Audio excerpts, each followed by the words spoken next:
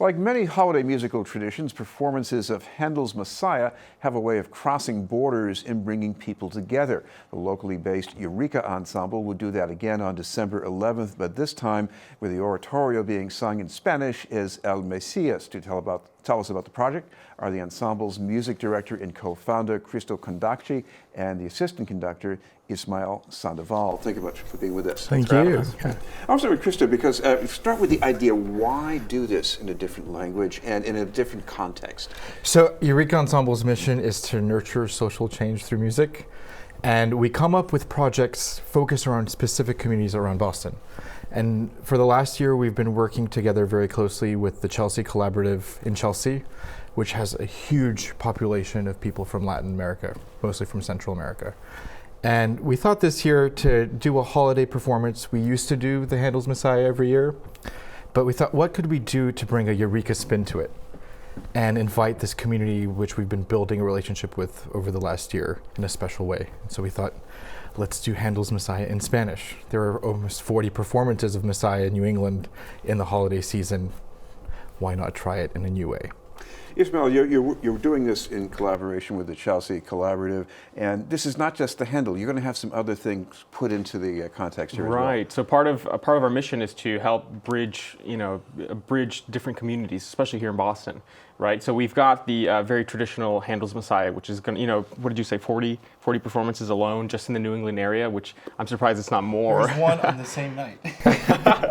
In another part of the city. Again, people love this piece of music, and it's such a staple in the classical musical world.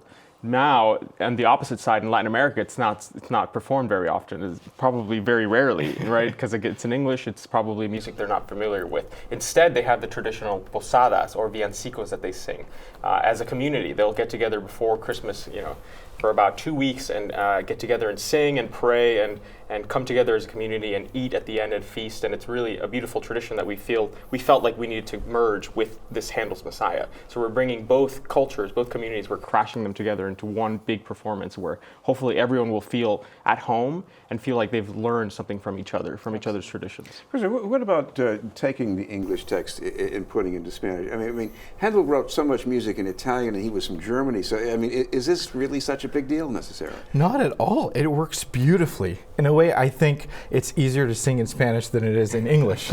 Some of them are quite flowing and beautiful. And our team, Andres Ballesteros, who's our artistic advisor, and Ismael, have been working very closely with the music to make sure it works smoothly. Well, it's interesting, actually. Yeah. When we had this idea, we knew that there was another orchestra that had translated it. And so we reached out to them. We asked them if they would mind sending us translations. And they finally did. They sent it to us in this big binder. But when we opened it, we realized half of them were missing.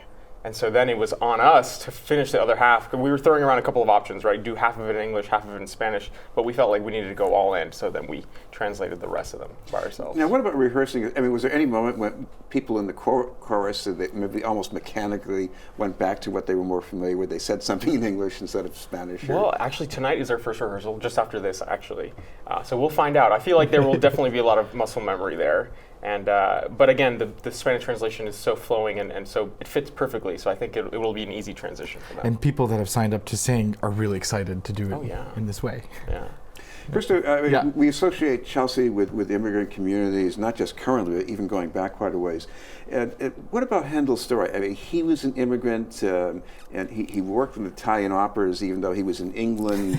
and then when people got tired of the Italian operas, he had to do something else to connect with people. I guess you're doing that here, aren't you? Well, all over here. Absolutely. And the magic of Handel is that in England, he was actually considered a national treasure legally by the government, and he needed to get permission to leave the country because it would be a national treasure leaving the continent and going abroad. And so in that same tradition, we think of the Messiah as a national treasure or international treasure. It's the most widely performed large ensemble work in the world. And so what a better way, what a more perfect way to welcome a new community to this music and bring them into Boston. from Chelsea. Ismael, people associate this work with one number, the Hallelujah chorus where everybody's supposed to stand up. But that's not the whole story. I mean, do you have another piece that you really like in this? Oh, geez. Especially in the Spanish version, there are just so many that they're just coming to a new life. You know, having heard them so many times and having worked with different choirs and having, seen many orchestras perform it, hearing it in Spanish is just, it's a totally different world. And I think going back to what we were just talking about with the chorus and how they're very excited to sing it, it's just amazing the buzz that we've gotten around this, just translating it into another language and then building that bridge. It's really amazing how the chorus members are so animated about that. And we've made a targeted effort to get the Latinx community to come to Boston. We even are organizing buses and shuttles to bring people from the outskirts of Boston into the city. Yeah. One neat thing about the collaboration there is last year when we first started the program at the Chelsea Collaborative, we held actually a very similar holiday concert. We have a much smaller scale with some of the students that we were involved with.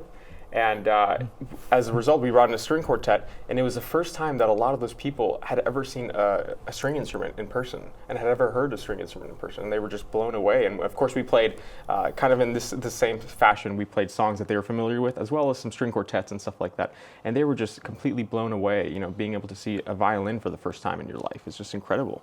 Yeah. And we opened that door for them, and it was quite fascinating. The executive director of the Chelsea Collaborative gave a talk at the end of that concert, and she was in tears, saying like how amazing it was that artists of that level had come to their town, to their city for the first time.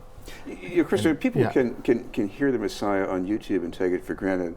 What's the difference between that and being able to go to a live concert and hear how it really is supposed to sound? Well, the point of music like this is that it should be experienced in person, because where else will you see at sometimes almost 100 people making sound together, and that can only be experienced live. You can listen to a recording and it can sound amazing, but when you're in person, seeing how much an orchestra and a choir, or how much energy, how much emotion they're putting into it, and how the audience is reacting, you get that that same kind of feeling you're supposed to in church, of like feeling a part of something that's larger than yourself.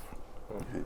And what about Ismael? Because some of these choruses, I don't know if this is in the part that you're performing, like the Amen chorus at the end of this, just one word, and the voices, aren't they just amazing? But well, even just one syllable. If you're familiar with the piece, right, there are a lot of they're called melismas, where it's just one syllable or one word, and then a string of notes that surround it. And even just the one syllable, it's so beautiful how he creates beautiful sounds surrounding that one syllable. And in 3 dimensions. Kristo, if people want some more information, first of all, we should mention one more time where it's being played and when and how we can get some more details. The most important part is that it's free to attend. Free, yes, okay. Free and open to the public to attend. It's on December 11th at 7:30 p.m. at Church of the Covenant on Newbury Street. Thank you both very much, Kristo Kondakçi and Ismael Sandoval. Thanks for having us. We'll have more news in just a moment.